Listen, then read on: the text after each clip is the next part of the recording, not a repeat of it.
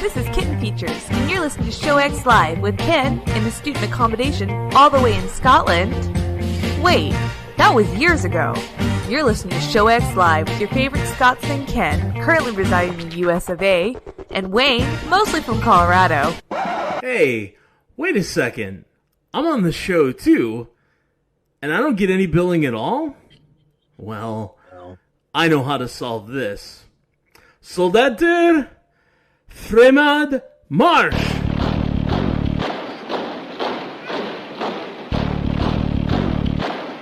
You're listening to Show X with our favorite Scotsman Ken, our child of the corn Wayne, currently living in Colorado, and Todd, who now has an army of angry Norwegians at his back.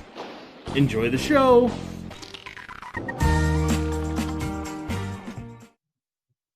Hey! All right, everybody, it's time for us to kick things off as I look at my surprisingly laggy video today. Hopefully that will clear itself up. But today, you're listening in now about 15 minutes after 2 p.m. Eastern, 7 p.m. GMT, this Sunday, the 8th of November. Just past the 5th that we remember, here in 2020. So welcome to the show, everybody. We are going to be talking a little bit about sci-fi. We have an idea here on the show that, you know what, we are geeks. There are a lot of things we enjoy and love. And with that, we wanted to share with you some of our favorite things. Almost, if you will, like a, maybe, not quite. I saw a post earlier of Oprah's favorites that used to be on her show. Yeah. She'd always each year turn out the end of the year with a bunch of favorite items, and granted on her show, it meant she gave it out to everybody. We're Show X. We can't give you guys anything, but maybe a key or two. But we wanted to focus. Everybody look under your chair. Everybody check under your Twitter account. So what we're going to come at you with, though, is a little bit of discussion of some of our favorite things when it comes with sci-fi this week. Kind of opened up to talk a little bit about, be it, I think our goal was to not necessarily focus on the mainstream and stuff that we all can have conversations about. We've done in the past Star Wars, Star Trek, all those kind of big sci-fi topics, but maybe some of the things we hold dear that maybe don't get enough play or enough knowledge and aren't on everyone's forefront. And so we're going to try to bring you little bits of some of the things we love when it comes to sci-fi. And we're hoping, if you guys like this, to do this along other genres and things like that in the future as well. So hopefully we'll see how it goes. And thank you, Ionos, for saying there's a piece of chewing gum under my chair. Yes, there is. There's also air under your chair, courtesy of Show X. Courtesy of Show X. And it's also really important to get feedback from you guys on this episode specifically because the topic may be too broad, it may be not broad enough. We don't know because this is the first time we're trying this. So feedback on whether we've got the scope of the show correct. As well as obviously we want you to join in the topic of discussion as well at the email address. Go, somebody who knows what the email is. VtWShowX@gmail.com. Ken, what a dynamite drop in. I am a walking drop in. Nice. Yeah, no, it's absolutely. You were still on the show. Absolutely would love to hear from you guys. Feel free to email us. You can chat us up as we're discussing things going through. We definitely want to know what you guys think, so please let us know. But to kind of kick things off, throwing out to either of you to kind of throw out something that you wanted to share with the group today about something sci-fi that you really hold dear and such. And so I don't know. Absolutely. And I'll do it. It's sort of a classic. It's a goodie. It's one of the things that if you were to pick a top 10 episodes of Star Trek: The Next Generation, this would probably come up. But the cause and effect episode of Star Trek: The Next Generation, that's the one where the Enterprise is caught in a time loop. Okay. Oh man. Classic, wow. It's been a while. And so the episode starts with the Enterprise encountering the anomaly, and the ship captained by Kelsey Grammer collides with one of the nacelles, and the ship blows up. And then then you see the next scene after the Enterprise is blown up, that the bridge staff are playing poker. So you go through the same sequence of events over and over and over again. And finally, of course, to begin Act 3, Data sends a subspace message through the time loop. And so all the stuff, all the deja vu that they've been having as they've been going through the time loop over and over and over again is all wacky. And that's what causes them to get out of it. And of course, they've been in the time loop for like 17 days. Doing the sequence of events over and over and over again. And you get the indication that the sequence of events is only taking hours. So they've been through this stuff like 80 to 100 times. Right? Or in that in that ballpark. Yeah. Okay. That's I love that episode. That episode comes on the TV someplace. I'm going to stop what I'm doing and watch it. It's one of the ones that I'll go to because TNG is on Netflix here in Norway. And that's one of the episodes I'll revisit with fair frequency. It's also here in the US, if you ever out there has Netflix and is interested. So I funnily enough, this reminds me, I probably stolen from TNG because I have watched TNG. I've not watched any other Star Treks, but I have watched TNG. But I one of my favorite shows from my teenage years was Stargate SG-1. Did you guys watch that? Yeah. Oh, yeah, very similar episode, except instead of it being 17 days, it was their entire lifetime, right? It was like 150 years or something they ended up spending there. Gotcha. And I love that episode. Is that the one where O'Neill ends up playing golf, like hitting a golf ball through the Stargate as the base is about to explode? And what I was thinking of. No, they have several temper. I was thinking the one when it's later in a later season where they're in the new. I'm trying to remember all the names now. What are the alien race with Thor, etc. called? Wait. Alien race with. You mean like Asgardians? Asgardians, yeah. Okay, gotcha. So the Asgardians just fell, and they gave the humans like the best ship they could possibly make, and they're on their way back from Asgard space, and they're immediately getting attacked by Goa'uld, right? And they're like, oh, the only thing our ship could do to survive because it's so smart is it put itself into like it slowed down time to like I don't know a 1 millionth% per second or something. So time is still advancing, and this rocket or whatever, this blast is coming towards us. But now we have the time to come up with a solution to solve it, and they end up spending like 120 years trying to solve this problem. At the end, you see them all as like old ladies and old men with long gray hair. And Teal'c, who is got a baby Goa'uld inside him, so he's got some kind of superpowers, including extremely long life. He realizes that the only way to survive is for them to leave the ship, let it blow up, and lose that amazing, bit of technology. But they all go back in time, except for Teal'c, who needs to stay the same age and have that experience, have lived that experience, right? He doesn't get to have it all undone. He has to actually have, wasted 120 years or whatever in that ship. And that was one of my favorite episodes because I love that idea that Teal'c had to, actually go through all that. He experienced all of their lifetimes together. And none of the other ones did. So he's got this really strong relationship with them that he could never describe to them that they didn't have with him. You know, and I love that episode for that reason. So suffice it to say, we are very, very, very, very old friends. Yes, right? You just don't know it. And the temporal episodes in sci-fi they're kind of hit or miss, aren't they? Because it's really tough to do. Any kind of time travel because they get too confusing or the puzzles or. Anything in time travel can open up the potential for, if you write it somewhat poorly, it's going to go a hot mess, right? And it sounds like, in a way, what's fun is, they did this. You could talk about it in the same way of how in Doctor Strange, right? He finishes in the movie against the big baddie. There was getting him stuck in a time loop, right? That what's interesting about that concept when it comes to time travel is I think it seems to have less repercussions than potentially like everything else you would do, where if it's a whole long sequence in time that it could create way more like pockets that you have to answer. Why is this incongruent with that? Yeah, they totally hand waved that away in Endgame. Oh yeah, right. Oh yeah. That when Banner's talking to the Guardian or whatever, or whatever the heck, the Sorceress Supreme at the time. yes, Yeah. Yes, yeah. And they were just like, well, we'll just drop them back at the moment we took them, so the whole world folds back where it's supposed to be.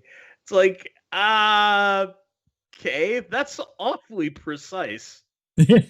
For time travel, considering what you have to do in order to get there, right? And speaking of in the Marvel Cinematic Universe, like you have to navigate the quantum realm and to do the time travel, and it's just like it seems a little that seems a little imprecise, I guess. Gotcha. Absolutely, and that's a good point. Actually, I never really thought with the Marvel Cinematic Universe would come into this show, but of course it is somewhat sci-fi, right? I mean, there are spaceships, there are all that stuff, right? Especially if you consider Guardians of the Galaxy. Well, so Guardians, you could argue that Iron Man is sort of a modern. I don't know what you call modern steampunk, but I mean it's a guy in a metal suit, right? I mean it's not. I wouldn't consider that to be high fantasy. I wouldn't consider that to be sort of any other genre but science fiction. Well, even though they're regurgitating the traditional hero story arc, right? I mean, yeah, Mika Serrano said it in the chat. Cap in the serum, like that's science and technology altering the human condition in some way or another. So I think it all. I think it all counts. I mean, it's almost like the conversation of something being high or low fantasy or things like that, or medieval with minor magic and that kind of thing, because there are so many levels of what you can consider sci-fi. As we were talking about initially, like this whole subject as a whole, or as a what would we encompass? What was I going to think towards? You know, there were moments where I wanted to just like, well, this movie I really loved is sort of on the edge. Like I wanted to bring up Project X as one of the things I love, which is not Project X from the 2000s, which was the party movie, but from the 1980s Matthew Broderick movie about using apes in training situations to simulate a pilot, teaching apes how to fly planes, and then exposing them to radiation, spoiler, to see how long they could continue flying after being exposed to like a nuclear reaction or something. And it's not truly sci-fi because it doesn't extend beyond what was really possible, but I don't think we ever quite went to that level. That anything I saw. No, right? As far as I know, not. Like lots of things were detonated, right? Yes. Bikini.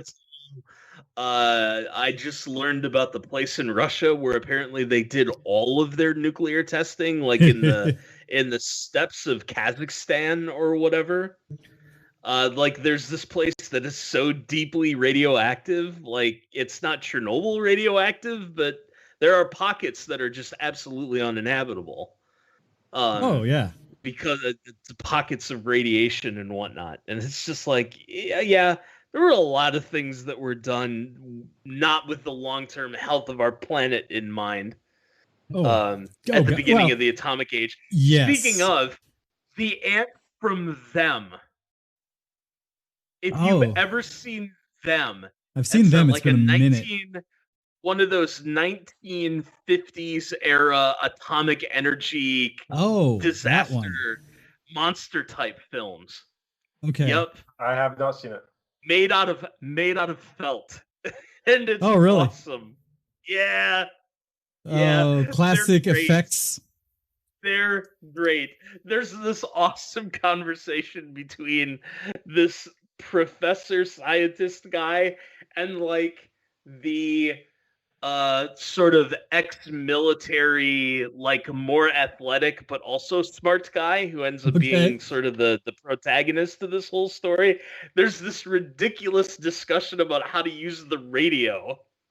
And so the professor's up in this helicopter and it's like, yes, we see it. And the the protagonist is in a like a base someplace, and he goes, "You have to say over." It's like, why would I say that? No, you have to say over.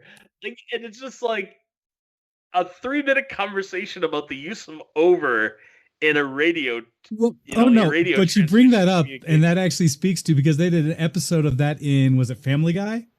Between Brian and Stewie, that they basically do that exact scene where Stewie's kind of like, "You gotta say over, Brian, over," and Brian's just like, "Wait, what?"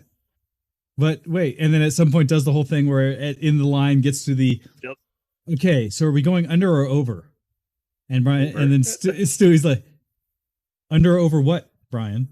I mean, or does it where, like, if you say he under say, or like, what? Under Brian, or what, Brian? Yeah. It's like the joke that comes out about Batman, that everything is a bat something.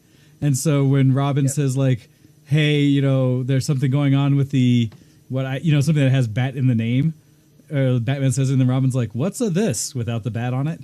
Like, I've never heard of one of those before. That kind of joke.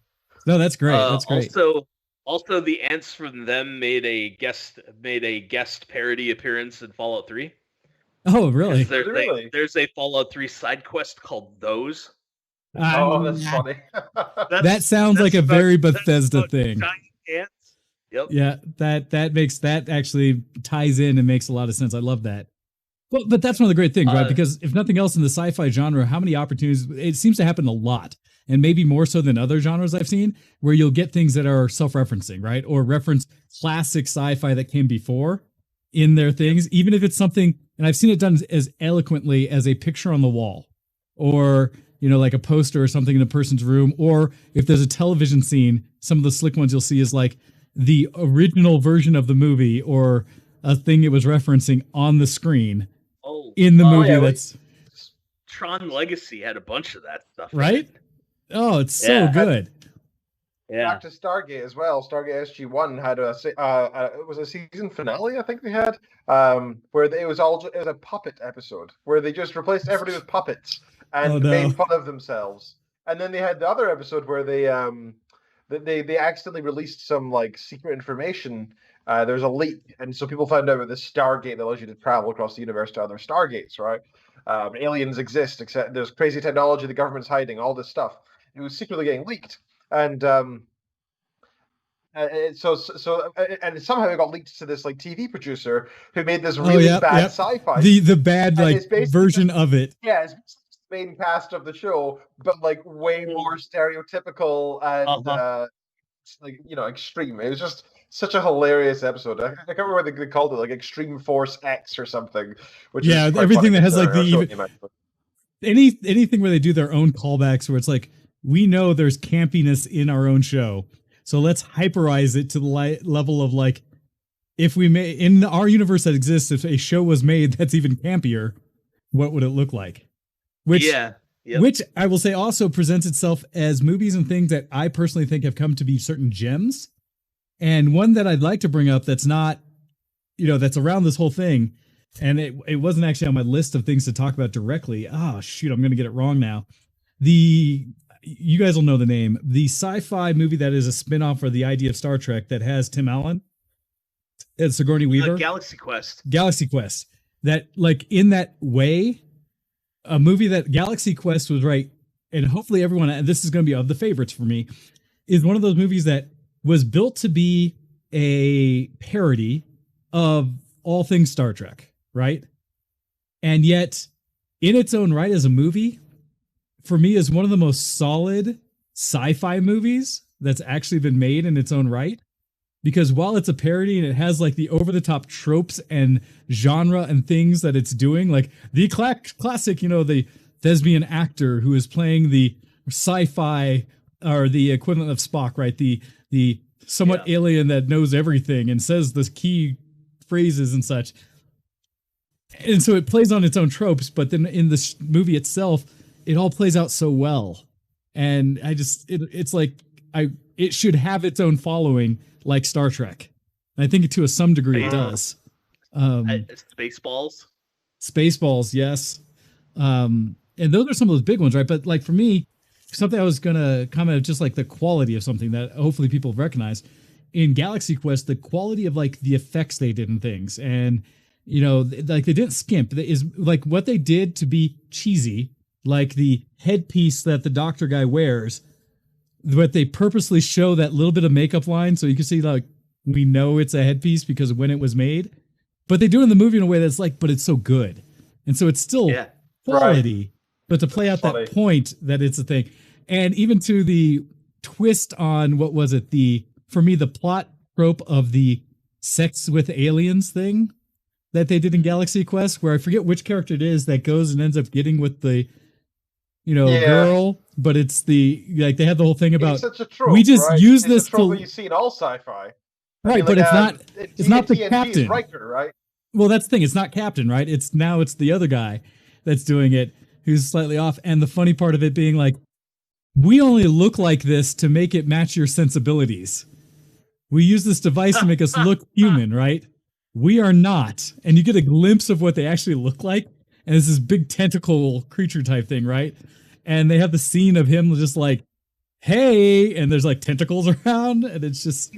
so good, right? I think Riker would be into that personally. Well, yes. There's nothing that Riker's not into. Which is so good. Okay, so like again, a favorite. No, right? we need to give credit where it's due, right? Riker talked a member of an asexual species. An asexual, genderless species, yeah. Asexual, genderless species into sex. Yes. Which by the way, was an episode so far ahead of his time, not only because it was talking about asexualness, but also this idea of like non-binary gender. Like that kind of crap was actually that was the 90s? And they were talking with this? Like that's so futuristic. It just showed that Riker is like, I don't care, you can be spores. We got this. Dude's blazing trails. Right? And never mind that one kid in TNG who was continually just having all these sex dreams in the holodeck. Oh, geez. Do you remember he kept having Diana, right? He kept putting Diana in these ridiculous situations. Oh, that would He kept walking in on them because he kept being late for his shift, so they kept walking into the holodeck. He was standing there with like Riker. Sorry, he was standing there with Diana, and she's like a goddess of nature, allowing him to be knighted or something, and then now receive his prize. And Dr. Crusher, and Dr. Crusher was the Southern Belle. Man, type of character. I'm sorry, I'm gonna say this. Riker is not only boldly going where no one has gone before, he is boldly coming where no one has gone before, no one has come. He both goes and comes where wonderfully played. Wonderfully played. In exactly that order, too. What a wonderful trope that has permeated sci-fi, right? So, all right, to bring it back to one that I mean, so like I said, Galaxy Quest came up from my mind because it was a nice, Ken, nice. It came from a parody of what we were already discussing with a little bit with Star Trek and such. What I wanted to actually bring up more is a film that I think maybe doesn't get enough play. It was something dear to my heart growing up from the 80s. And so I'll be curious, Ken, if you've ever seen it or not. But the movie, The Last StarFighter. No, never seen it. That's what I was figuring. And the reason I wanted to bring that up, because The Last StarFighter is, I felt like, I don't know, maybe it was too much, or maybe it's campy in the sense that it was built for me as an audience, if that makes sense, because the general storyline of it, this is made in 1984, when this movie came out, is essentially that there's a kid in a trailer park kind of situation, or rural, not like trailer park just poor and terrible, but just more rural and kind of not big city. Middle of nowhere. Yeah, middle of nowhere. And his one joy in life, essentially, is they've got this arcade box set up it's in the trailer park, right? And it's like, it's outside, but covered. And so I'm not even sure if it was at like the communal, like bathrooms or something. The trailer park had a laundromat, or the office or something. Yeah, right. Or laundromat, like the communal little place they would have for everything. And it was like this one arcade box sitting outside. And because it was the one arcade box, and he was the kid that, like, I don't know if he was the son of the guy who was like who ran the park, or was the handyman of the park. I don't remember. Yeah, but I think so. His dad would be like fixing an antenna, or he was constantly helping people around the park with stuff. But he was basically in this dead end, not going anywhere kind of thing. And there's things where there's the girl that he's all into, right? And there's some guys that are kind of thuggish that drive around in the big pickup truck and things that are maybe not in the actual trailer park, but from the town that they're close to and such. And so he's kind of that traditional downtrodden, like he's a good kid, but he's just never going to break out of his situation. And one joy he has is playing this video game, essentially. And doing so, he's like crushing it kind of thing, his own little thing. And there's some other kid, which if I remember correctly, because I was looking at the cast of it, blew my mind. And this will tie it even back to what we were just talking about. Like his friend in this movie was played by Will Wheaton. Which blew my mind. I was like, what? Will Wheaton was in The Last StarFighter. How did that happen? But he's like, the 2 seasons he wasn't in. Well, no, this is 84. So this is before he was. Yeah, this is before baby Will Wheaton. Baby Will Wheaton, I think. And I'll have to watch it again because in the show, the main character is maybe like 17, 18. And he's got a friend who like watches him play who's like 7 or 8. And I'm wondering if that's not Will Wheaton's character in it, like the little kid. Because at one point he has to go fix something. I'm looking for him and he in IMDb right now. Yeah, and he hands off his game because he's playing. He's like, got to go deal something else. So he's like, here, kid, you keep playing.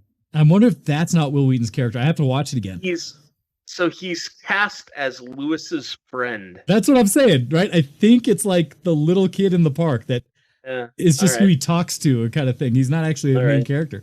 So the main character, I'm assuming, is Lewis. He's going through, he plays the game, he's really good at it. And where it gets sci-fi kind of out of the blue is that at one point he beats the game basically, or puts up this crazy high score, right? And it's just like, you have succeeded. You have defeated the Xerxes, whatever, Armada, and kind of thing. And it's just like, he's all jubilant, right? That was his one thing and he succeeded. It goes off, life continues, and then the machine starts freaking out at one point. And essentially what you come to find out is this arcade box is a tool that an actual race of aliens has used and seeded across the galaxy to find talented pilots that would go and basically fight in a thing. And essentially this arcade game was designed to simulate the controls of their fighters. So it had like simple joystick and buttons kind of thing, but it was the idea and the way it was built was to basically show that, that's the fighting thing. And so he had demonstrated the skills they were looking for. And it was kind of this random offshoot thing, was never supposed to happen. They find out that Earth, through the story, and I won't spoil all of it because like you said, Ken, you haven't seen it. He gets picked up by the aliens to say, come fight with us. We need you and we need talent. The war is going very poorly. And this was not even supposed to make it to Earth because Earth is considered backwater village number 3, right? That you're not ready for space kind of interactions, but you showed the talent. Yeah. So part of what I want to describe about why I love this film, it tied in space Nazis. No, it's so this film had it has the whole premise of the plot of like someone who's a gamer showcasing a gamer skill that turns him into a hero, right? That by itself being awesome. And the kind of traditional hero's quest of a person who's generally a good soul but has a rough situation, giving the opportunity to prove himself through action to pull himself out of the regular humdrum life. It also, for me, had the beauty at the time of like the effects aspect of it, where it combined early CGI, which I still think actually, not that it holds up, but it's so special effects wise with the CGI. I think it looks very similar to Tron, the original Tron. Yes, which it holds up for its time, right? And it's not like to me off-putting. You're just like, well, that was 80s CGI, but they did pretty well with it, right? And then combined with practical effects because you had to, right? With great alien, like some of the aliens they portrayed and the masks and stuff they did was so solid. some of the personalities they had in it were great to me, of the characters. So the plot line was fun. And it's not like it's an amazing movie, but it spoke to me as a geek to such a deep level in the sci-fi. And it had additional things that were kind of a little creepy, because if you remember, they did a thing where he has to go off planet to fight this war. But he's like, but I can't leave home. I'm responsible for this. And the guy who recruits him, who's his own wonderful personality, as an alien that's like almost like a used car salesman at the same time, he is like, no, we got you covered. We put this android kind of thing in your place that is going to keep everyone convinced you're still here as you go off planet. And so it even adds some true comedic elements into it. And even a moment of like uncomfort, because the first time you see the android, it hasn't fully acclimated. Like it goes through a process where it has to like take on his features. And there's a moment you see him in the in-between state, this android thing or this creature, and it's just like, ooh, that's unsettling, before he finishes the process of morphing. And then, so the actor, of course, then gets to play himself both normal and the android version that's, of course, awkward, not quite fully integrated with Earth. And it had so many just wonderful elements of sci-fi, like futuristic technology, placed in a world where anybody could suddenly become accessed by it, where it wasn't that we and Earth were, something external came in and pulled, right? So it could exist today, right? The storyline could happen right now, where you could be playing a game on your computer, on your console, something, and then someone could reach out to you and be like, you are our chosen one. We need your help. And so it spoke to me on all those levels as sci-fi, plus epic space battles and aliens and warringness and like all of that. Only in the Last StarFighter universe could you be able to say the words "use Death Blossom Alex" with a straight face, Alex! and it means something. Alex, we need you, Alex. God, I love that character. Fire Death Blossom Alex. Oh, it's wonderful. So that is an old classic, and it's like I watched it, loved it. I feel like geeks in my age, Todd, Sir Pencer, others have watched it, but I feel like for that next generation, like you can, it's likely been missed because it's not Star Wars, right? It's not. It's cheese. I mean, you just be prepared. It's cheese, but in such a good way, right? It's it's really good cheese. I'm just saying, if you're looking for something that's got the polish of, say Star Wars or something like that, like you're just not gonna. It's not a space opera. Polish. It's like I said, it's cheese, but it's really good '80s cheese. Well, and I looked it up, and finally aged on Cisco and Ebert. Aged. Yeah, Cisco and Ebert back in the day gave it like a 2.5 thumbs, where they said it's no epic movie, but it's really well made and fun. Yep. And so for those two to like report on a sci-fi flick and give it, not amazing scores because the sci-fi flick, and they say it's nothing new, but it's really well made and it's really well acted. I was like, yes, it is. So that's something I wanted to share with everybody as just one of Wayne's sci-fi favorites as an entire package. For sure. All right. For sure. So I want to ask the question, because this is one of my first talking points. We ended up going on a good tangent there about various things. I wanted to say, what was your guys' like top 3 sci-fi shows, like for you personally? Like actual series, not just like a movie or something, but like gonna say television shows. Television, yeah. Okay. Shows, yeah. Ooh. Do you got them, Wayne? You can go first. Well, so I was going to say one that comes to mind right away is Generations, Star Trek, right? TNG. TNG, because that was one of the ones that I specifically remember waiting for episodes to come out after school that evening, whatever, and watching fairly continuously and enjoying. SG-1. Yep. I would say SG-1's one on my list because that's another one where I probably sought out and watched more than I expected, and was really enjoying and following. And I will say with both those, because the problem is there were other Star Treks I enjoyed. I really liked Deep Space Nine, but not to the level of TNG as a whole. and then after that, it kind of goes different places. And same thing with like Stargate, right? I enjoyed SG-1 to a ton, and the others were okay-ish, but I didn't commit to like I did. So those are at least two that I have to give due credit for being amazing. And then for me, although it's like, you know, it's the up and down of it, it's got to be, even though it's the challenge, right? It's because it's only one season. But Firefly, it's like, yeah, I mean, I was hoping for I'd be the one to me, drop that as my favorite. for me, yeah. it has to be on that list. Has to be Firefly, because it hit that where the love I had from old to new. Firefly for me is probably at a pinnacle because I don't personally find a flaw with what exists. It didn't live long enough to go bad. Right. Yeah. And it contained everything it could at a time. So it was like, maybe it cheats for that reason because it was so good in its one package.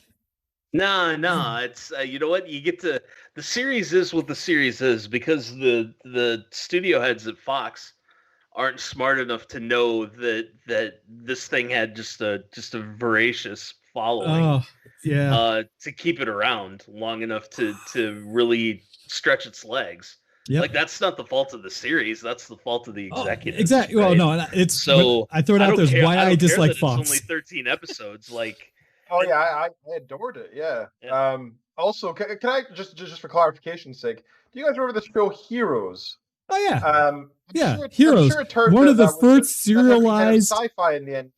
Well, it's one of those first serialized hero shows that had so much potential until the writer's strike killed it in the middle and it never recovered from. And it lost its way. Is that what happened? Yeah, it was so bad. Yeah, no, it hit right at the writer's strike. The first 2 seasons of Heroes is pretty freaking good. Yeah. And it played up so much on what could have been amazing, and then that's the problem, right? That's where I was saying, like, the advantage of Firefly, they didn't have time to go bad. No, true. Yeah, that's true. They didn't have to linger. It's not like, and like for me, and this might be one that I'm sure Spencer always brought up, is like Babylon 5 is a classic that many, many people loved and experienced. I did not, and I tried to watch and I can't. And so I'm like, I cannot speak to it in a good way. I watched like the first half of the first season or most of the first season and got bored and never came back. Slow start to that show. Definitely slow start. Because it's on my list. Well, I was going to see. So Todd, you answer of like some of your favorites. The top 3 is Ken threw out there. Babylon 5. Like so here's the thing with that show. Sci-fi shows have this thing where you can skip episodes. It's like anime filler. sometimes they do a human interest show, and like, it's fine the first time through, but if you're doing a full rewatch, it's like, oh, I can skip that episode because they're not going to do much that's important to the overall story arc, the overall season plot or whatever, what the big story thread is. Babylon 5 will drop random crap in seasons 1 and 2 that they don't reference again until season 4. Like Minbari War Syndrome. Like, there's this random episode in season 2, I think, where somebody, it's late in season 2, where a guy comes aboard Babylon 5 and thinks he's King Arthur. Huh. And they redo part of the Arthur legend on Babylon 5. And it turns out that this guy is suffering from Minbari War Syndrome. Okay. And they never discuss it again until season 4, when the bad guys captured Captain Sheridan. And one of the reasons they say that Babylon 5 seceded from the Earth Alliance is because Captain Sheridan has Minbari War Syndrome. Interesting. And if you only see the season 4 episode, you're going to go, what the F is Minbari War Syndrome? Nice. So I will say this for Bab 5, like, full disclosure, it takes a little more than a season to get going. and it's hard. It's a hard ask I have think you sit through 20 like 22 episodes before it's like, oh, now I get it. Well, it kills me because I think almost if someone were to take the time, and I'm sure a fan could do this, and this is going to sound cheese, right?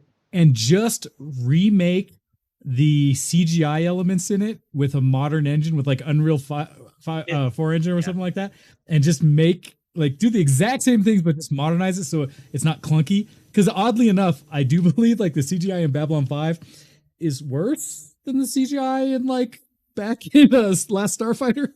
A different time, right? It's the 90s. The 90s and stuff looks so 90s. It's just like, I know where that came from. Yep. That's a good way of putting it. And I get it, right? They were doing CGI for a show, for a television series versus a movie. Yeah. And at that time, that still hadn't come into the case. Where today, right, we have the luxury that cartoons are actually just big CGI movies that are made that just happen to be rendered with a filter on it to make it look like it's hand-drawn, but it makes production ridiculously fast, right? We're in a whole different level of technology today. Yep. So, I say that because those were a jarring moment for me, as they would do like, we have this great scene and we're on the bridge or whatever of Babylon 5 talking about things, and then they show the whatever scene of a ship out or some battle happening, and it's like, ooh, is this playing on my Windows 95 machine? Yeah. Like, I feel like it's the old cutscenes you would get of games where they would go from like the rendered game to the filmed version that's in like a small box because that's all they could do video on compressed. It felt like that to me. Anyway, I digress. No argument there at all. None. We watched Independence Day yesterday, and we were actually really impressed by the CGI in that. I was expecting it to be terrible, but it wasn't actually half bad.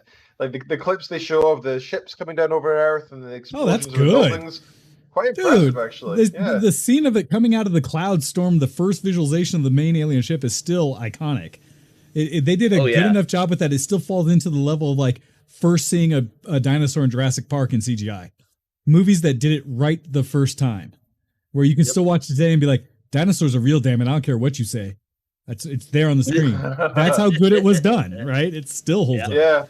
So, so Todd, we got Babylon 5. What are some of your other favorite series of sci-fi? So the new school Battlestar Galactica. Ooh, interesting. That came up in the chat. I think it was either Legend or Mika that brought it up. Well, so the first regular episode of the new school Battlestar Galactica was so good that Ryan Johnson copy and pasted it and turned it into Star Wars Episode 8. So if it's good enough to become the main plot of a saga movie, then it's got to be a pretty freaking good episode. And by the way, I'll give you my third, and then I want to take time out because I want to come back to something. Okay. TNG's the third. Like TNG is just so TNG, which is funny because you like TNG, and in my opinion, it takes longer to get into TNG than it does to get into Babylon 5. Well, but that's TNG, in my opinion, doesn't get its stride until season 3. No, and that's where, for me, like, I think one of the big things about this, and this is, I think, true of any consumption, especially of series, that the timeliness can matter, right? Timeliness matters. And I say that from the perspective of, like, a lot of shows that I know kids today loved and go off on as like their childhood. You know, certain things like I discussed with my girlfriend actually about Transformers. For me, G1 Transformers was the shiz. For her, being a bit younger than me, it was Beast Wars. Because that's what she watched as it was aired, right? And so there is something about if you're there as it comes out, as it's new, compared to anything else on the landscape you're currently consuming. Because for me, in the early 90s, TNG's still my second. Well, but I'm just saying, for me, when I consumed the next generation, it had been how long since Star Trek had come out? You know, we had skipped a decade plus, right? For any Star Trek. And so it was so much fanfare with it. Plus, come on, it had Picard, right? Patrick Stewart. Oh, yeah. But beyond that, it was just like all those elements, and it being the only, I would say, true sci-fi that was airing at the time. Yep. to come home and see that as a geek. Right. So a couple of things about that. We buckets and buckets of credit to TNG for pioneering first run syndication as a distribution model for sci-fi shows, because I think I'm almost positive it's the first serial sci-fi show to be distributed in first run syndication like that. Oh, interesting. And to make it all the way through its run. So it never got canceled. It always sold well enough that they could justify continuing to make more of them. So they blazed a trail. Nice. And I don't know that people necessarily know that, nor can give that show enough the credit that it deserves for blazing that trail. Because I don't know if Babylon 5 exists without TNG being a success in first run syndication. Okay. Because if I remember correctly, Babylon 5 was distributed that way by Warner Brothers in first run syndication. So the other thing that I want to say, Legend Tinker's like, I don't see any similarity between New School, Battlestar Galactica, and The Last Jedi. It's only one episode. It's the episode of Battlestar Galactica called 33 Minutes. It's a copy pasta of the cruiser chase bit of TLJ, and the only difference being is that the MacGuffin in Battlestar Galactica is on the good guy ship instead of the bad guy ship in Star Wars. Okay, and that's it. Otherwise, no. Once you bring that up, it's like, oh, that's right, because it was the whole. Well, I mean, the whole thing about Battlestar, right, is they're constantly outrunning the Cylon fleet. Right. That is a big element. Yeah, that's right. Once you brought that together, it's like FTL and the bad guys are tracking us, and we don't know how. Yep. So, no, anyway, I'm glad you brought that up. Well, my question to you, Todd, about Battlestar specifically, because I loved the reboot, and especially the first season of the reboot, and kind of like it was discussed in the chat a bit earlier. For me, Battlestar got a bit weird as they tried to find where they were going to end it, right? And I never felt like it was as concise and well told a story as like Babylon, right? Where Babylon is one of those theories that had a start, middle, finish, right? It was designed from the get-go to tell a complete story and be done. And arguably Firefly was designed that way. Yeah, one thing I should say for Babylon 5 is you can skip season 5. Like season 5 is 100% optional when Sheridan becomes head of the Interstellar Alliance, I think is what it's called. Okay. Why is this optional? What's that? Why is it? Because they were done at the end of season 4 and they didn't exactly know what they were gonna do. Like all of the bad guys were gone. So like, what do you do at that point? Yeah. So they tried doing their. I think that episode's got a plot with telepaths in it. I think it's supposed to be the overarching storyline plot. And they tried to remake the magic with telepaths that they did with the Shadows, and it just didn't. Okay. It didn't connect. So you can do seasons 1 through 4, and it's a great show just in and of itself. And again, season 5. Take it or leave it. It doesn't matter. Sorry. So I liked most of what they did in Battlestar Galactica. I liked the idea that the Cylons had their own religion, but because the Cylons were made by humans, their religion was interwoven with I shouldn't say religion, maybe mythology. There was Cylon mythology that was interwoven with human mythology.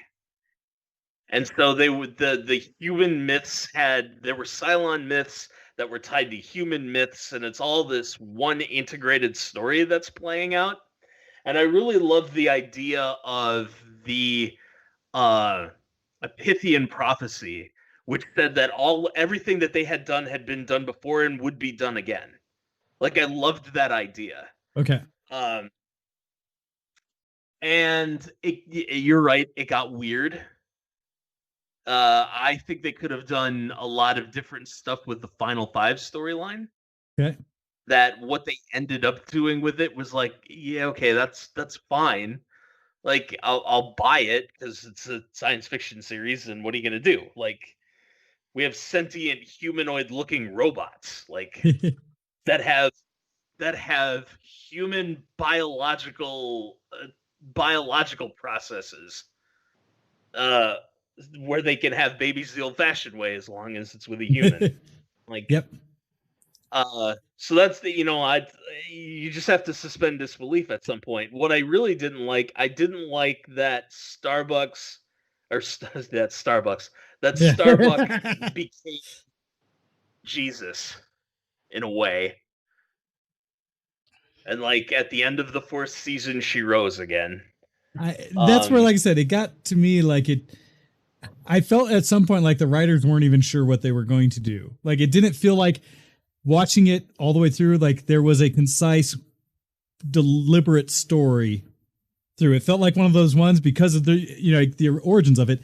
They did the little teaser pilot movie short thing that said like we could do this thing, and everyone was like, do that.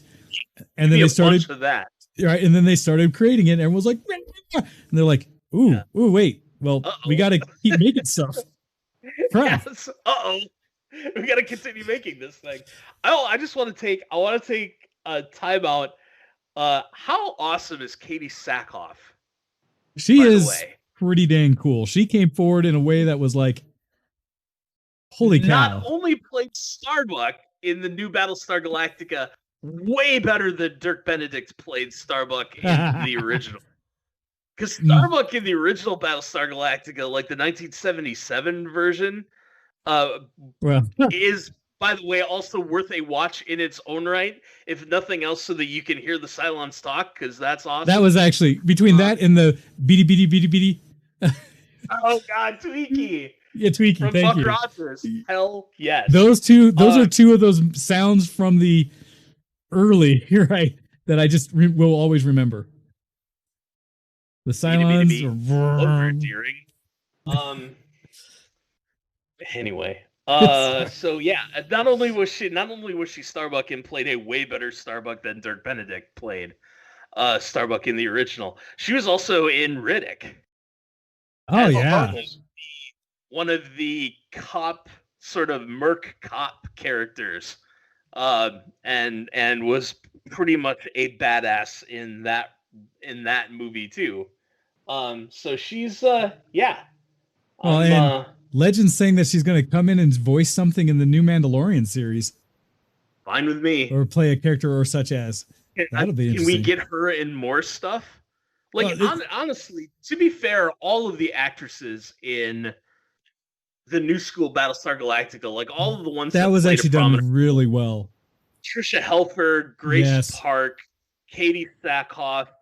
A shout out to Michelle Forbes for playing Admiral Kane, which ties also back to TNG, because she was in a couple of episodes of TNG as a Bajoran named Ro Laren.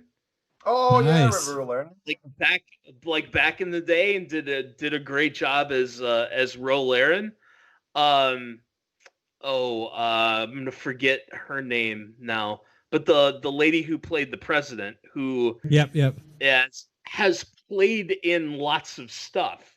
Like, she's been in a ton of things, Hollywood films and all kinds of things. But they brought out talent in Battlestar Galactica. They absolutely, big time. They pulled in some amazing people to act on that. Edward James Olmos was a great Adama. Like, goes without saying. It's props. Yeah, props all the way around.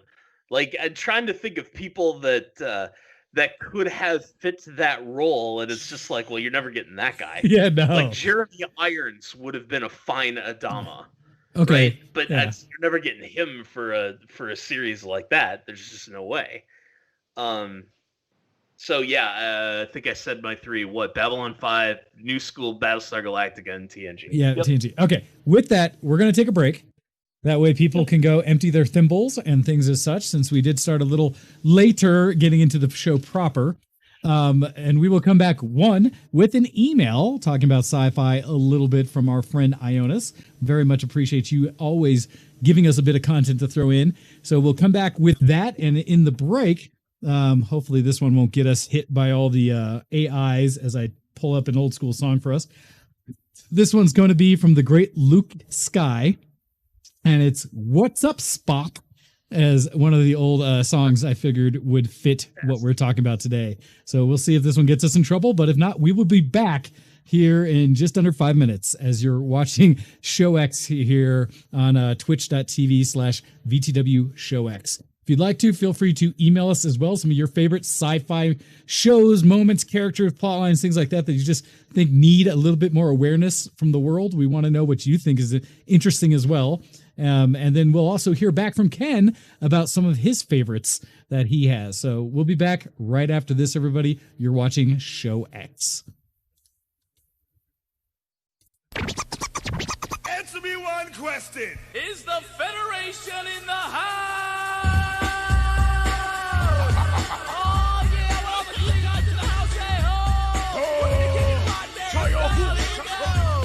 Can we rock? Come on. What's up, Spock? Can we rock? Everybody say, What's up, Riker? Can we rock? hell yeah! What's up, Quark? Can we rock? What's up, Doctor? Captain Spock, it's time to be beginning this 5-year mission. I am Captain James T. Kirk.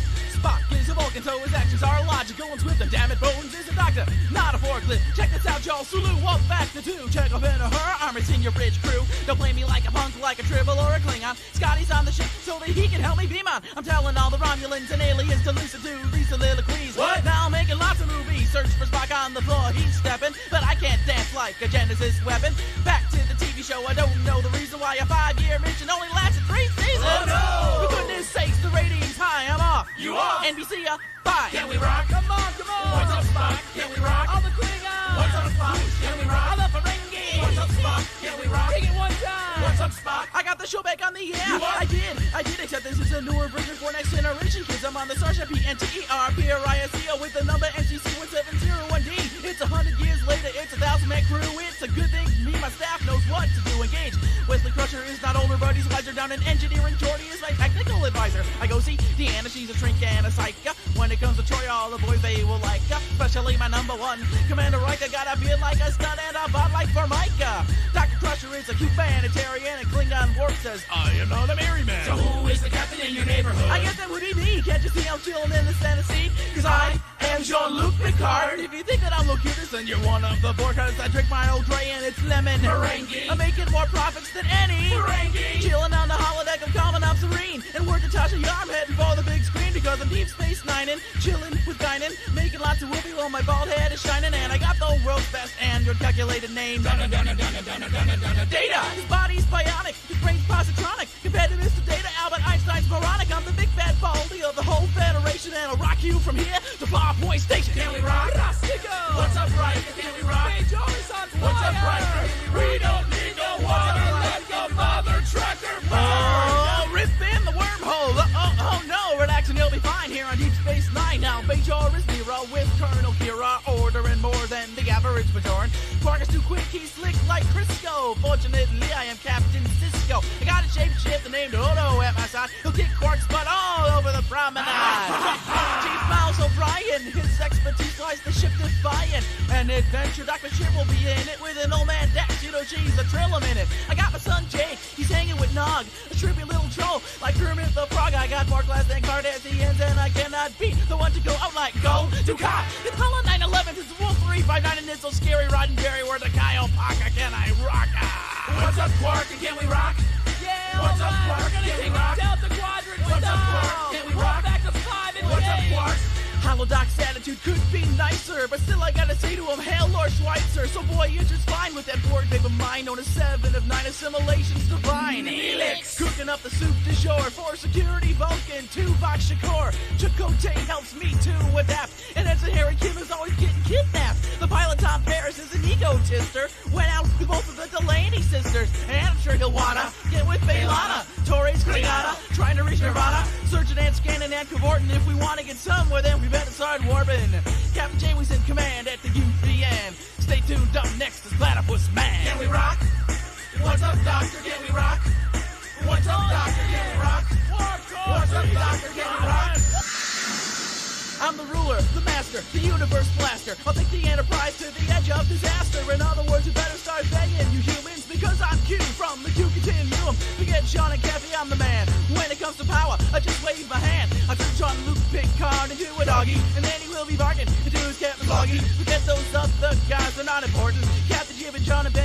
omnipotent. Damn, I gotta scram because you win. No can't be thin, but I will not promise never to appear again.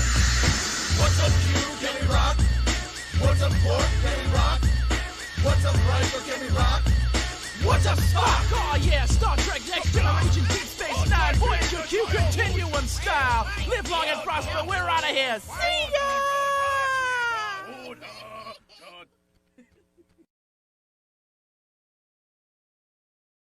You're listening to ShowX on VtWProductions.com. Oh, that's a good one. It makes me feel like I want to find. I don't know if I can hear you, Todd, right now. I want to find the old what was it? Fet's Vet. If that one makes, if you remember that one, Todd. I don't know. That name is not familiar to me, but I forget who did it, but it was one that came out like back when all the first machinima or different things videos were starting to go around YouTube. But one of the old ones was like Fett's Vet, and it's Boba Fett talking about having his ship, but calling it like a vet. Truly fun. Just reminds me of that kind of one from the Star Wars one. Anyhow, that's fantastic. Coming out of the break, got to read this email here from our friend Ionis. He's got a Ionis level of text, as I will put it. Oh, God. But thankfully, I don't have to do this in a voice. So hopefully I'll wander through it appropriately. You should anyway. I mean, the Rock is kind of the thing now, isn't it? 3 hours later. Yeah, exactly. So this one coming in with the subject science fiction. All right. Iona says, since we're talking about sci-fi today, I decided it is my duty to write to you guys. I love sci-fi. I think it opens up amazing opportunities for storytelling that are difficult to achieve in different genres. But you know what?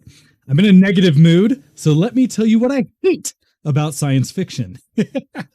I hate the fact that the genre evolves away from thoughtful and original stories that make you form completely new pathways in your brain.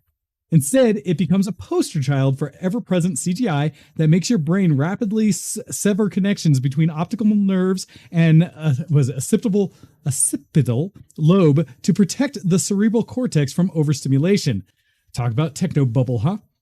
The amount of literal, figurative, and symbolic fecal matter that is being discharged in your general direction in some modern, quote, sci-fi genres has nothing to do with the quality of storytelling, nothing to do with innovative ideas, and nothing to do with challenging the viewer to think.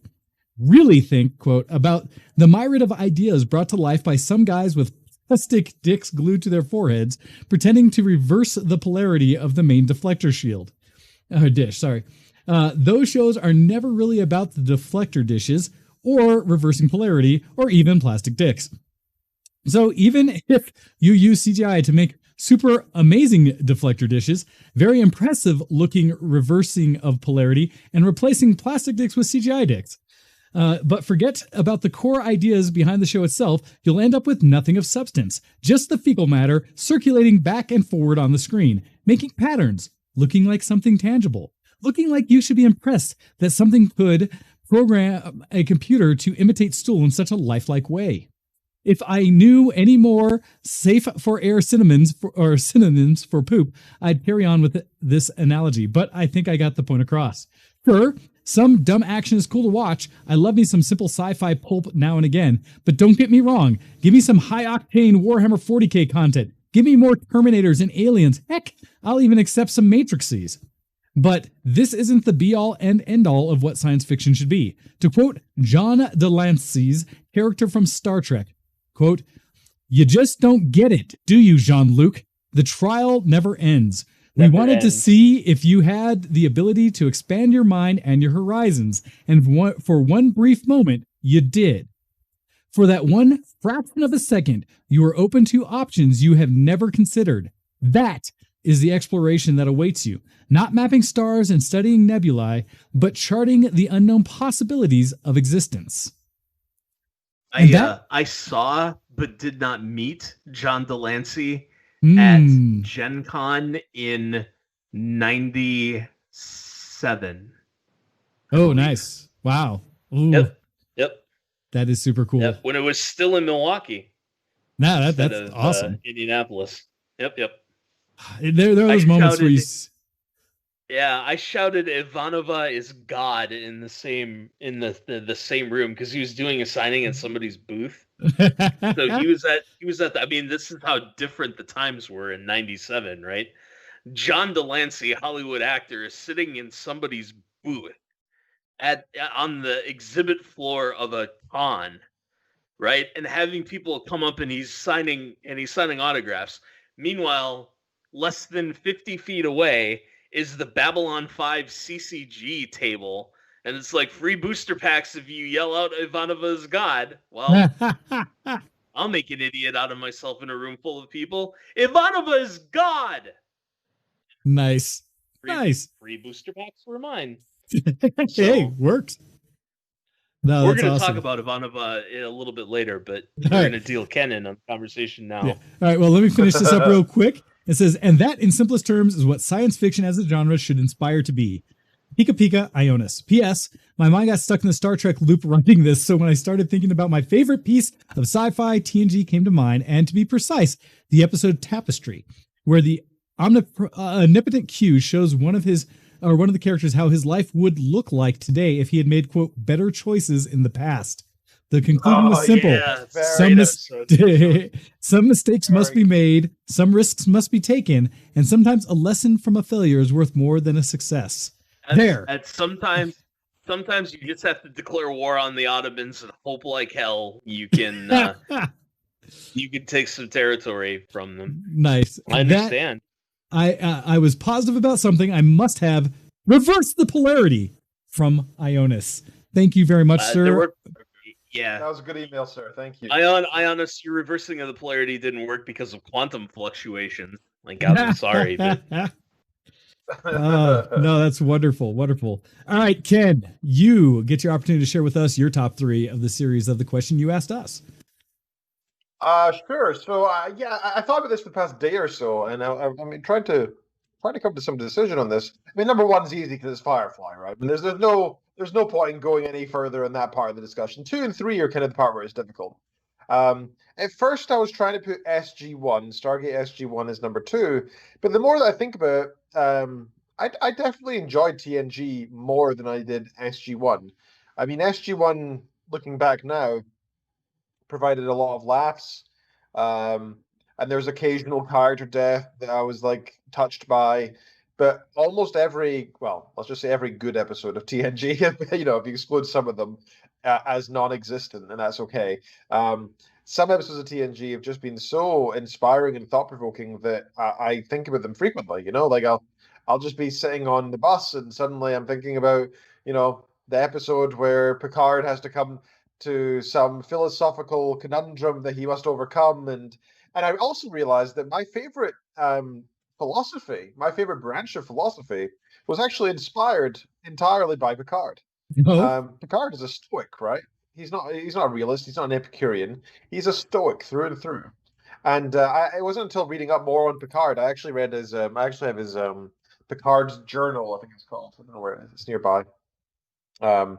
Where it's like life after TNG, and this is pre-Picard TV show, so I think it's probably been redacted since. But I read through it, and I felt like it wasn't enough. I wanted more. I wanted to read more about Picard afterwards, so I started Googling a bunch of stuff, and I saw some people saying that Picard is so much like the old Stoic philosophers that I started reading into it, and now I've devoured books and books on Stoic philosophy. And I truly believe that is not only what Picard embodies, but I think that's the lesson that was taught through TNG was that Stoic philosophy. And I really appreciate that. And how many TV shows in general, not just sci-fi, how many TV shows can turn you onto a whole branch of philosophy and change how you want to interact with it? That's what TNG did for me, right? So not only did I enjoy it, it also provided me lessons in life, And that's something that I think a lot of TV shows want to do, and a lot of TV shows fail to do. Okay. So that's definitely gonna be number 2. So number 3 has to be SG-1, right? Because I did thoroughly enjoy SG-1. It was great. I also really enjoyed Stargate Universe, because, and I thought that it was kind of dystopian. It was like almost like post Dark Knight era sci-fi, right? It's like they realized they didn't have to have it all being funny and jovial and everybody always survives 3,000 missions and it's fine. Instead, people were dying left, right, and center, and they were starving and sometimes they didn't have enough oxygen and it was hard. And I really enjoyed that. I also really enjoyed the exploration of, far we're exploring distant universes or different galaxies. And we can't contact Earth easily, at least. I really enjoyed that. I thought that was so fun, We are cut off. How do we survive? Great. And they still followed all the old interesting episodes in the same themes that you see in these recurring sci-fi TV shows that we saw in the past. But they did it with this spin of but people are going to die here. You're going to lose crew. We're going to lose our faith in those who survive. They're going to lose pieces of their character and learn that life is hard. And I really liked that, And I feel like I keep saying it, Stargate Universe was crapped on because it got cut short so early. But I really, really enjoyed it. But I still think SG-1 made more of an impression on me, and maybe Universe could have if it was allowed to flourish. But it wasn't. Did either of you guys watch Universe? I touched on it, but Stargate. I didn't consume it all. Yeah. Oh, you missed Stargate entirely. I missed it. I saw the film. Yep. Which was awesome in its own right. And I never got in on the shows in such a way where I could get the sort of momentum. Right. For it, no, and I respect that. I respect that because there's a lot of stuff that I see come out that people are like, this was amazing, and for whatever reason didn't capture me. I saw it mentioned multiple times, and I personally disagree. Because Kuro even brought up again, and I know this is one that Legend Tinker disagrees with me on, is that they somehow give Voyager a lot of credit for Star Trek as being a good show, and I personally did not. Right? But it's interesting because there's certain things and one of the things that jumps on as I go forward is kind of crazy. Part of me is the old, you kids and having all of this choice today, you just don't know the challenge. Because back in the day, as I was mentioning Next Generation, right, there wasn't there was a lot of sci-fi to choose from. And we look today and we've had ebbs and flows, right? Because even to the joke that was enjoying sci-fi in its heyday when the Sci-Fi Channel was still the Sci-Fi Channel and not Sci-Fi. And it had legitimate good sci-fi on it and things, and then it turned into every channel has to have, I don't know, some kind of comic tornado, right? Whatever must be, they have to have their reality show plus cooking show plus, everything on every station or every channel. But we gotta do whatever we can to bring in people. Yeah. Well, that stuff's dirt cheap to make, right? So the profit margins on that stuff is huge. Exactly. When you could turn to the History Channel and watch a live reality show or Pawn Stars, and you're just like, what? Anyhow, but I digress from there. Today, it's almost weird because I feel like there's a lot of potentially great sci-fi that's happening again, because we've had ebbs and flows. And I've only touched parts of them. I don't feel like I've had time to put in enough for shows. I think I continue to hear how amazing they are, like The Expanse, right? Is a show that I watched the first season through. Going into the second, I was like, I'm enjoying this, and I just haven't gone back. But it's up to 5 seasons or something, and I've heard nothing but great. Granted, it came off of a book series. Or was it 4? Okay. Yeah. But it came off book series, and people were like, this is good sci-fi. And it had elements I liked where the science part of the science fiction hit well. Things like the way they navigated ships and having mag boots and stuff like that just worked. And you're like, thank you for paying attention to those details. That's something of what I love about sci-fi. That it's they do so much stuff with inertia that show. I noticed the same, some close to actual physics quality of inertia. Yeah, exactly. You got some close to real physics. Worth it. It is on my must. For me, other ones that were out there like Westworld that tied together various aspects of things that are sci-fi and caught off guard because, HBO and that kind of thing.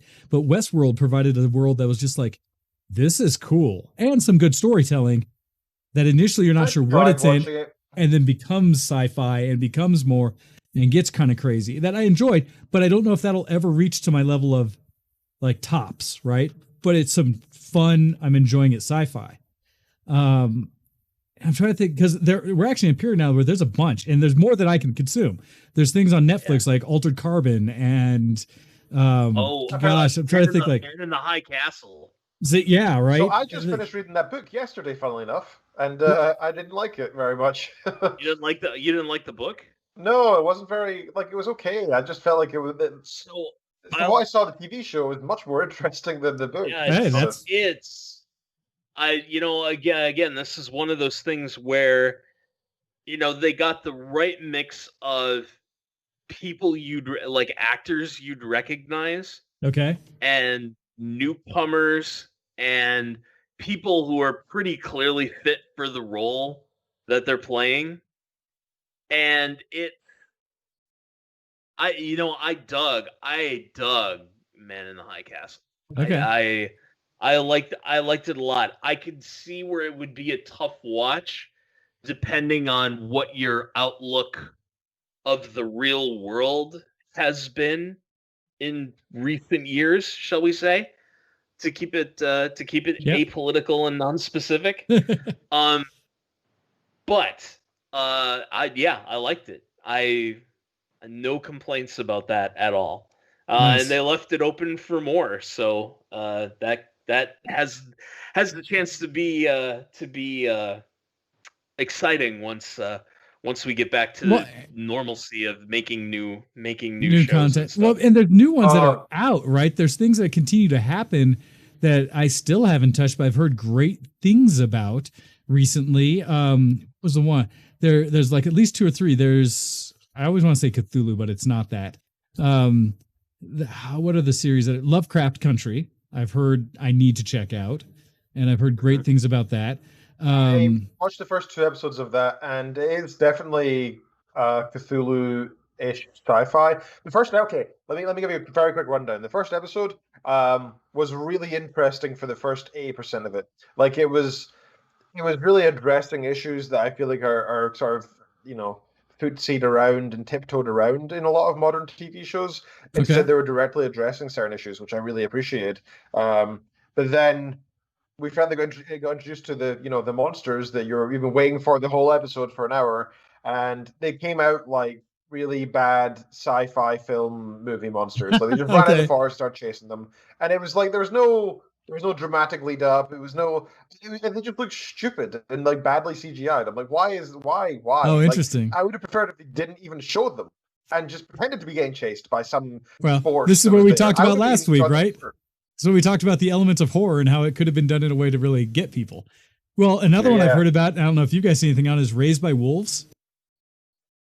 That's another sci-fi. I don't know anything about that. I've seen clips of and looks really surprising. Like, I feel like I would love this kind of thing. And so, but that's the thing. We're in a state today, and as is being discussed in our chat, it's like I talk about games. We're almost too much good, too many production houses, too many ways for people to produce content that I can't keep up. Like, what do I watch next? Yeah, exactly. And in a way, I'm like, awesome. I'm happier to be in a state where there's more than I can consume, and things that seem to be of quality.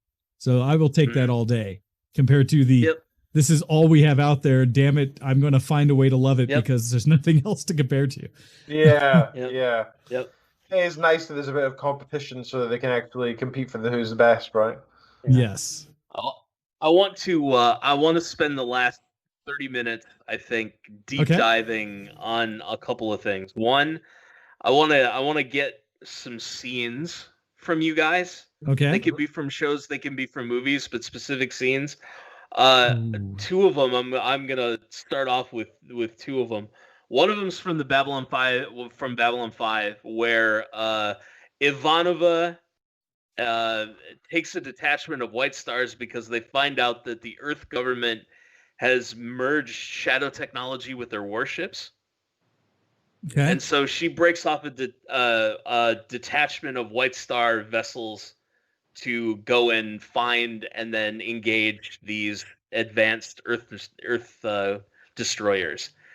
So they find them. They come out of hyperspace, right? And they get hailed, and the Earth cruiser commander tells Ivanova to surrender, and she gives the soliloquy that's just like negative on surrender. We will not stand down. Who am I? I am Susan Ivanova, daughter of Gregor, brother to Alexei. I am the right hand of vengeance and the last living thing that you will ever talk to. Oh, dang. God sent me. Wow. And then all of the White Stars open up on the ships, and it's awesome. So you get this, like they've been through hell. This is towards the end of season 4. Like they've been through hell and they've broken away from Earth and they've been branded as traitors and they've been fighting for every inch of territory to go back and retake Earth. And now Ivanova's always stuck sort of watching the house because she's the second in command. So as Sheridan's off doing like the real badassery, like Ivanova's got to run things. Gotcha. And she's finally going to get into the crap. And so she delivers this thing, and then you get this one-sided but awesome space battle at the end. So just really dope. I love that. I love everything about that scene. And the other one, I actually love the dinner scene in Star Trek VI, where the Klingons come aboard the Enterprise, and it's all of the senior command staff of Enterprise and the Klingon High Chancellor, his daughter, and a handful of like top ranked military commanders. And Spock and the Chancellor are having this very reasoned conversation about what the future was going to look like, because the plot of Star Trek VI is the Klingon homeworld is totally effed. Like it's going to be uninhabitable, right? So there are negotiations happening of resettling the entire Klingon race off of their homeworld. Okay. So Spock and the Klingon High Chancellor are having this really reasonable discussion, like trying to build that bridge between the two, and the Klingon general and Kirk are going toe-to-toe in like this super petty game of one-upsmanship. Yep. Where like Ionis nailed the quote where the general says you've never experienced Shakespeare until you've heard it in the original Klingon. Right? And then somebody quotes, such a moment. "To be or not to be" in Klingon. And then the Klingon general says something, and it's a quote from Hitler.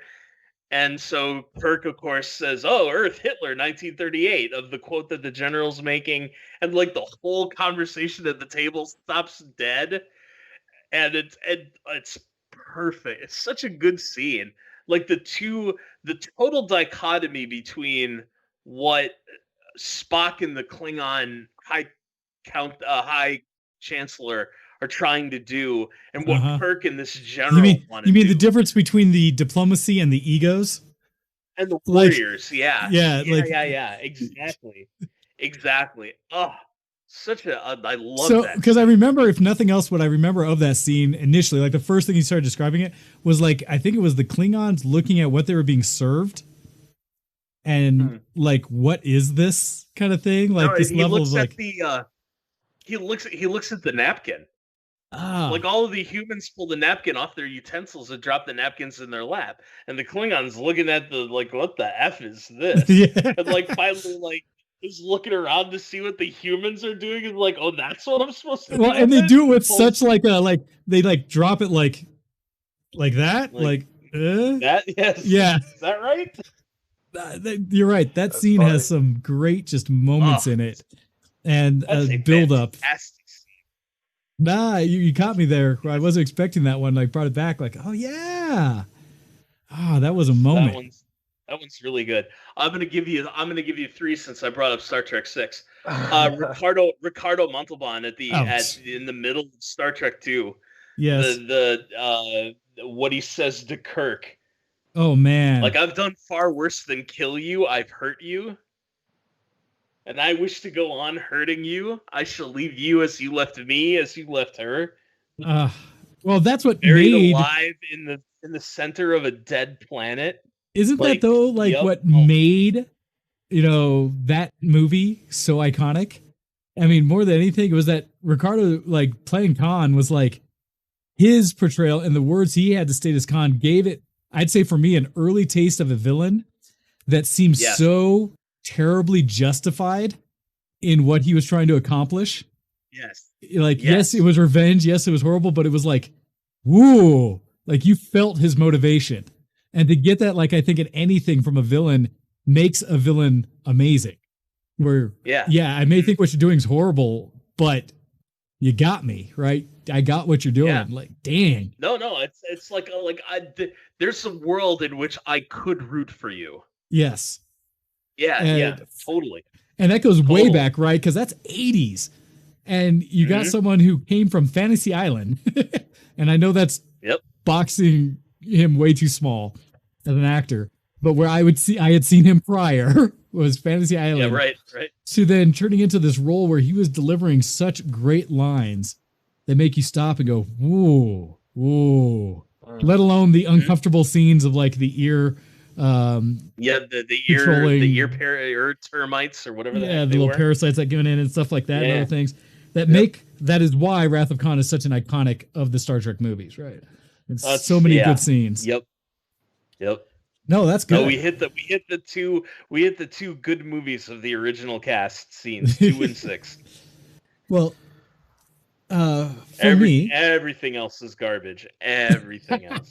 I have reasons to like various aspects of the Star Trek movies, but no, a scene, because you mentioned scenes, right? Or for me, I guess it doesn't even qualify as a scene so much as an episode. One iconic episode for me, and this is of Firefly, but essentially it was their last one, right? It was 14, or I guess whichever officially calls in that. But Objects in Space, that one, where you have the bounty hunter, Jubal Early, coming onto the ship to basically get River. And for me, it was just because you've already grown to love the crew throughout all the things coming to it. And it ends on such a essentially full episode of dark, like you feel concern every step of the way. And for me, part of it is more focused on how good a villain I felt Early was of any, because he's so cold and calculated. He's the same actor as in the Serenity film, right? I don't think so, actually. I think they play off the same. I'd have to double check because I run into that before and I should know it off the top of my head. And someone else may know better because he plays as though he's the same, but it's a different character. That's one. I mean, it's the same actor. I have to double check that. I'm not entirely sure, but the way he plays that role and being so cold and just methodical about it, and the episode is wonderful because it's tense throughout as each of the scenes going, where it just builds. And he also, in the time that he experiences moments with each of the crew members, he reveals a lot about the crew that just leaves us with questions. And it's kind of like how he goes in there and there's, I think one of the scenes that I remember, like Inaro, he goes and sees her in her ship kind of thing. And he just approaches her and she is deathly afraid of him. Right. And he just like smacks her and locks her in her pod and says like, I'm not even going to deal with you right now. I'm looking for River kind of thing. But just like every scene he has with each of the crew members is got its own menace that's so specific. And he has a scene, I think it's in that one too, where he goes against a Shepherd and comes out, and it's Shepherd, and I want to say it might have been Kaylee or something at the moment. I forget who was with him. And he, goes and quick scuffle and just drops him real quick. And whoever it was that's with him at the time's like, but you can't do that to a Shepherd. And he just looks like he's no Shepherd. And continues, like he just reveals all these little moments with all the crew. They are not the same actor. I was gonna say, I don't think they play off like they are because they feel very similar in the way they're portrayed. And that's where I ran into that a lot too. And I think I looked it up once. I just wasn't sure, but yeah, they're not the same. But that to me, that whole episode, and for it to be essentially the end of what you got from Firefly, left me feeling like so unsure of what was going to happen to my crew. And even though they solve it and they take care of it, and River does it in such a wonderful way because she finds the means to start screwing with him as a character, right? And for me, in a way that was almost like, is this where the series went? Because she portrays a moment saying like, oh no, starts speaking to him and he's like, where are you? And it's like, I'm everywhere. I am Serenity. You know, I'm the ship. And there's a moment where you're like, wait, what? We had just been seeing enough odd things from River throughout and just built up that it almost for me felt like that could have been true. And like, you might actually be the ship at this point. To then it all tails off wonderfully. But for me, it was just, it pulled me through every moment that Jubal early was on screen. I was tense. And he had so many great, and I wish I was better at quoting like you are, Todd, of things he would say to them that was just to the point, messed with him. And like, I think it's even when he's talking to Mal, he has a big one, right? Where he's going back and forth, where he's trying to say like, you think I'm this, this, and this, but that's not the case. Or he starts speaking in one way, he's kind of like, oh, isn't that interesting? And in the way he describes it, it just comes out super creepy. Where it's like, God, is this guy straight nuts? Or is he just so together in a way that he's just playing mind games with everyone as well? And so for me, those are the only two. Those are the only two answers, and you have no idea which one is true. Right? It just right. And you get a sense of it when River starts playing back on his mentality that it gets closer to the like maybe he's a bit nuts, but at the same time maybe you have to be to do the job he's doing. Yeah. And it ends on such a great note where once it's all done and you see him basically stuck on his own in space, and all he says is, well, here I am. And you don't know, you could just assume he's going to just float off and die in space. Like one of the worst, I think, ways to die you could ever have. You know, just the slow realization that I have nothing but time. So I wanted to bring that up as one for me. So Ken, to you. So I had to think about this. That was quite a tough question, Todd. I've not got your memory, right? So I'm not gonna go to the level of scenes. I'm gonna go in episodes. That's fine. It's fine. So there are 3 episodes I want to refer to, 2 of which are from TNG, and one is again from Firefly. So I'll do the Firefly first one because it continues off of Wayne. Hero of Canton. I mean, I don't know if you've ever seen Firefly, Todd. So Jamestown? Yes, once. Okay. It's the episode where basically the character of the crew who is, seen as a very gruff, manly man and a bit of an ass, like an arrogant, pompous male dude, right? The kind of what you'd expect if you think of a meathead, right? Jane, the muscle. And yes, who's funnily enough, his name is Jane. They end up going to this town called Canton, and he's kind of, I can't remember why. I think he's either hesitant to go there or he had passed there. He remembered him being stuck there as basically a slave on it for a while, and he got out. And you don't know exactly why he's not wanting to go back initially. But he's like, the one where they show up in the town and they've erected a statue to him? Yes. Okay. So he remembers it as they hated him and chased him out of town, and as he was trying to escape, the craft wouldn't take off, so he was throwing all this money off the back to try and make the craft take off, right? So he was trying to escape. He didn't really care about the money. He cared more about escaping slavery. Yes. But the town saw that as him being like a Robin Hood character. Yep. And they were like, oh my God, Jane, the hero of Canton. Yeah. And so when they arrive, they get into a pub, and he's trying to hide his face with like a hood on or whatever. He's drinking in the corner. And the town says, it's the day of the hero of Canton. It's the anniversary of the hero of Canton. Let's sing his song. And they all start bursting in this song. And he's like, what? So good. The other 2 that I had are both from TNG. and they're not so happy. One is The Measure of Man. Yeah. So that is an amazing episode. And if you described it to anybody who hadn't seen the show, they would be like, "How is that good TV?" Basically, I think something like 80% of the entire episode is in one room with maybe 5 people talking. Yep. That's the majority of the episode. Yep. And basically, what it is there's a new, the chain of command has decided to take data and reallocate him to do something else and study him for science or whatever. Is Data a person or is Data property? It's like basically a whole court hearing on it, essentially, right? The defense that Picard said is that Starfleet can't just take him. He has a right to choose, and they said no, he doesn't. He is property. He is made of components. We purchased him. He is ours, right? And so the entire episode is just them discussing back and forth whether. But the problem is that for whatever stupid contrived reason, that like Starfleet couldn't provide any litigation on their side, so they needed to fairly have a trial where the litigation is provided by somebody on the crew in defense of Starfleet as well as the opposition from Star. So it was Picard. It was one of those Picard versus Riker stories too. Yes. Because Riker takes one role and Picard takes the other, and they both believe that Data is sentient and deserves his rights. But in order to be, to be a fair trial, they both truly believe this. Which, by the way, in this day and age, I feel like this message is just so unheard and should be stated again and again.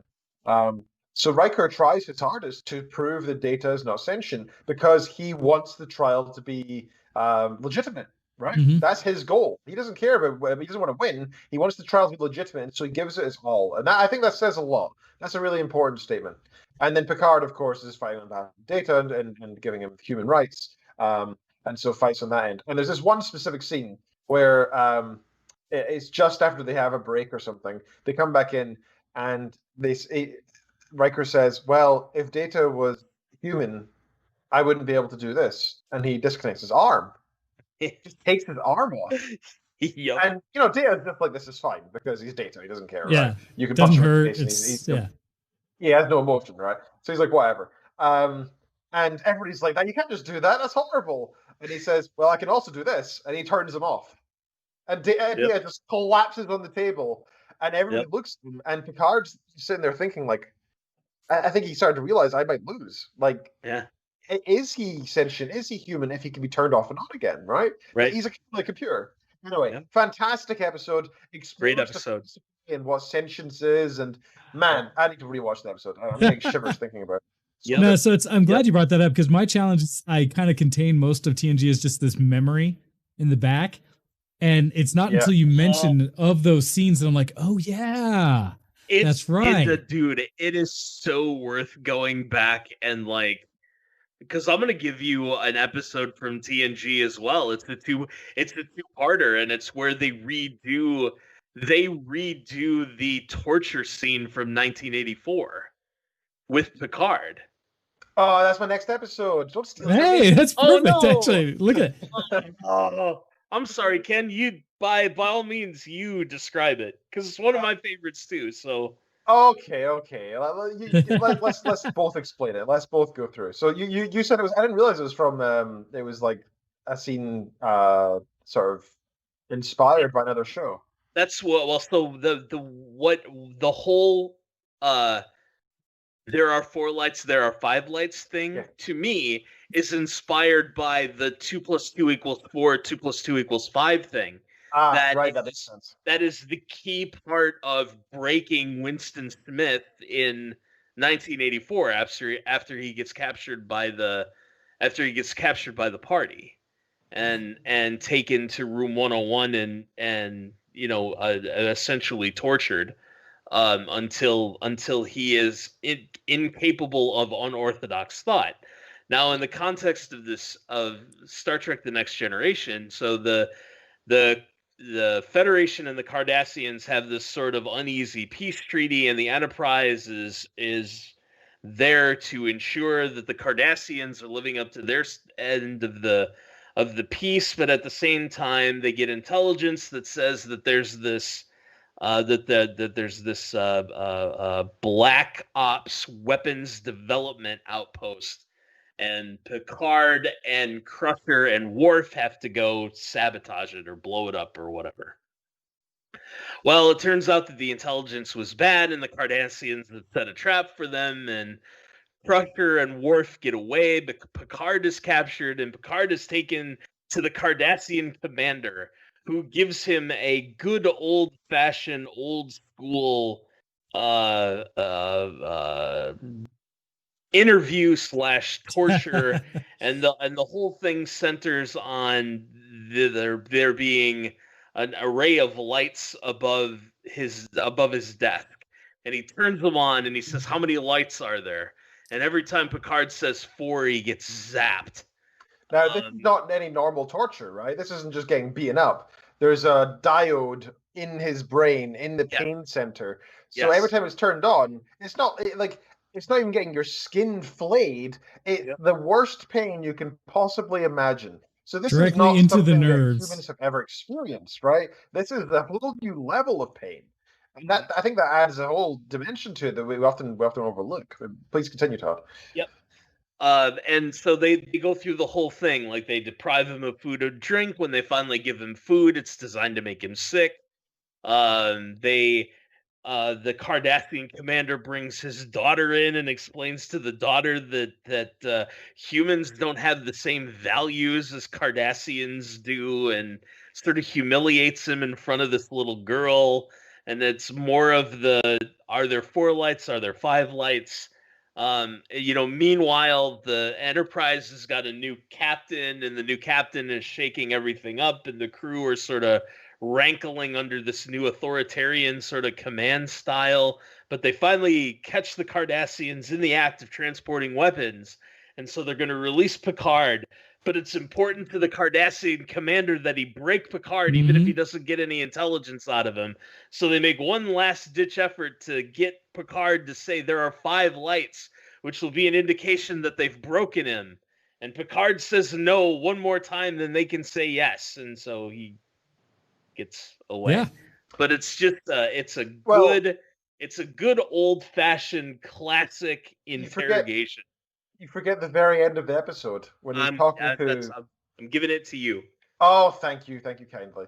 So once all that happens, he gets back on the ship, and everything seems back to normal. He's clearly extremely exhausted mentally and physically, and he explains what he went through to Riker, his second in command, to his number one, and Riker says, and what happened at the very end? And he says, "Well, it's good that you called me then, because I saw 5 lights." And I think it was just so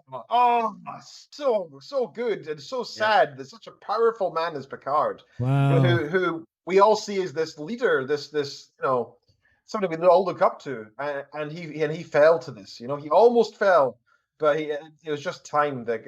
Oh my God, beautiful art. Yep.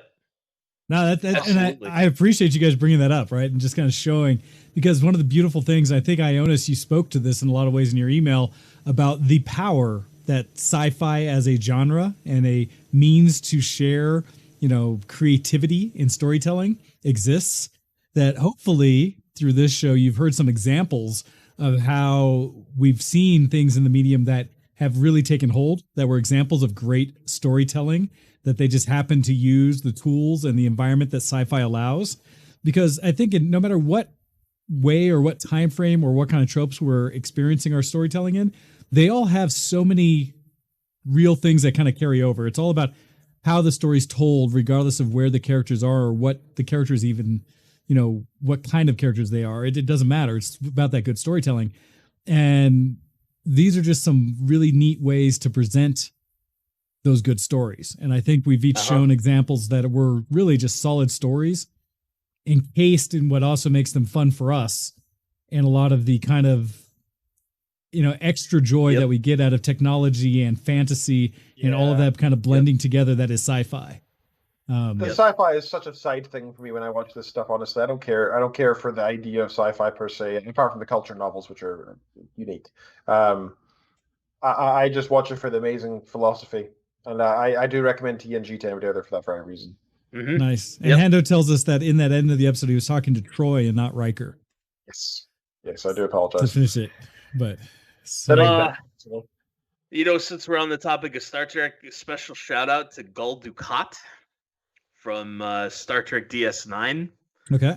Whose character arc is excellent. He starts that series as the uber arrogant administrator of the DS9 station and the sort of the viceroy of Bajor. And by the end of that series, he's begging Sisko to save his planet. Yep. When the Klingons and the Federation, and I think they even get the Romulans on board. And it gets to everything. Giant multinational or multiracial thing against the Dominion, the coalition against the Dominion, to finally kick them out of the Alpha Quadrant and destroy the Founders. And to see him go from this position where his power was unrivaled, right? There was no one on Bajor that could rival him, to the point where he's like, I just save my planet so that I can go back to being, the Cardassian villain we all know and love. Yeah. That's tough. Londo Mollari from Babylon 5. I mean, first of all, Peter Jurasik, who played Londo in the series, did a fantastic job with it. These are imperialist French aliens. Which is just picture that. It sounds silly. Look up Babylon 5 Centauri sometime in a Google image search, so you can see their peacock the big hair. Yep. But what his story arc, again, that's one of those things where he is relatively unknown, builds himself up to be at the height of power in the Centauri Republic, and then realizes that once he's got it, he's alone. And at the end, he's sort of like, well, I don't know if I really wanted this after all. You can see the regrets when he finally has achieved everything that he's achieved. You can see how much he regrets. He regrets what he's achieved, and that's another one of those situations too, where he's ultimately begging for the safety of his planet. Just a real nice parallel between those two characters. Nice. No, that's good stuff. Good stuff. Yeah. So awesome. Okay, I think we're at a point where we're I think we've kind of exhausted at least that. Well, it's time for us to wrap things up. Favorites and such, right? We can go on favorites forever. We didn't even touch some of the favorites that we get into sci-fi when it comes to gaming, when it comes to books to there's so many places you can go to it. Could go off on the Shadows of the Empire as a series within Star Wars, or Admiral Thrawn, all those things that are just massive in their own rights, and others. There's so much sci-fi in the world. Right? Yeah, all those things that you're never going to see on the big screen now. Yes. Although, wait, what was it? I was going to say, credit due that it seems like Mandalorian is at least trying to do a lot of callback to things. Yeah. That Disney is at least paying attention somewhat. And it seems like, because Jon Favreau, right, is doing decent. Well, Dave Filoni. Yeah, Jon Favreau certainly, but Dave Filoni. Yes. Because Dave Filoni did Clone Wars. Which right? Not the original animated shorts that are transcendently good, but the series that actually is still really good. Still very much not bad. Oh, by the way, 3-episode story arc of that show in season 3 that gives a very, very different interpretation of the Chosen One prophecy. Ooh. So awesome. I'll admit, I have not watched Clone Wars yet, and I need to. It's the list. It's good stuff.